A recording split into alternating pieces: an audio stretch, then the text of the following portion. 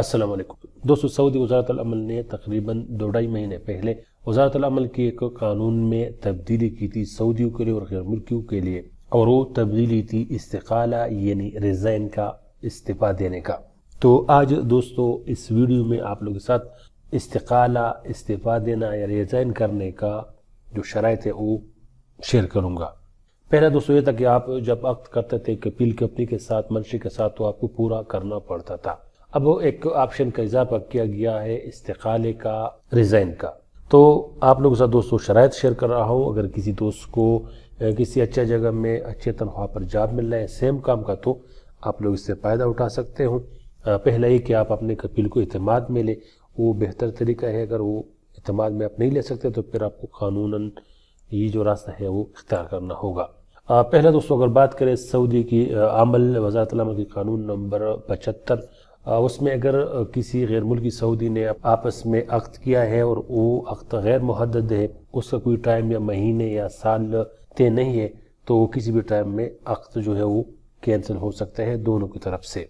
दूसरा शर्त जो है, अगर गैर मुल्की इस्तिकाला रिज़ाइन देना चाहता है, दूसरी जगह में जाना चाहता है, तो गैर मुल्की को 1 महीना पहले रिटन लिखा हुआ रिज़ाइन 30 दिन पहले अपने कपील को देना होगा।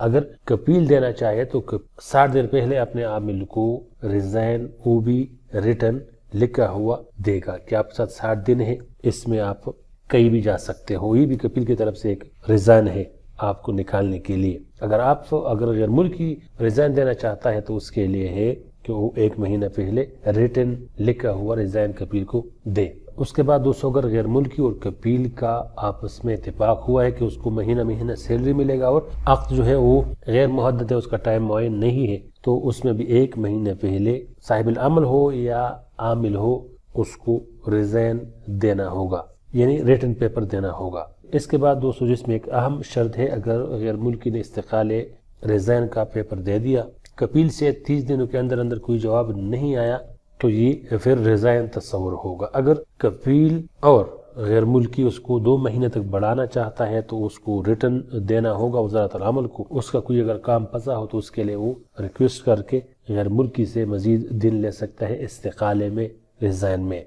उसके बाद दूसरे इसमें एक और अहम शर्त है, अगर गैर मुल्की ने इस्तिकाला दे दिया यानी रिज़ाइन दे दिया, पेपर जमा किया और फिर वो उस पर नादिम है, उसको वापस करना चाहता है, तो 7 दिन के अंदर अंदर उसको अपना रिज़ाइन वापस लेना होगा। अगर उस पर 7 दिन से ज्यादा गुजरे तो तब जाके वो वापस नहीं होगा और ये वो रिज़ाइन ही तस्वुर होगा। उसमें शर्त यह है कि 7 दिन के अंदर अंदर जिस टाइम में आपने उसको कैंसिल करना है अपना रिज़ाइन, उस टाइम तक कपील ने उसको एक्सेप्ट नहीं किया हो। इसी तरह गैर मुल्की या कपील इस्तिकाला रिज़ाइन के लिए कोई तारीख जो है वो सेलेक्ट नहीं कर सकता। ये न गैर मुल्की के इख्तियार में है आमिल और न कपील के इख्तियार में है कि वो प्लान तारीख को मुझे रिज़ाइन चाहिए, मुझे रिज़ाइन लेना है, मुझे इस्तिकाला लेना है, ये भी इजाज़त नहीं है।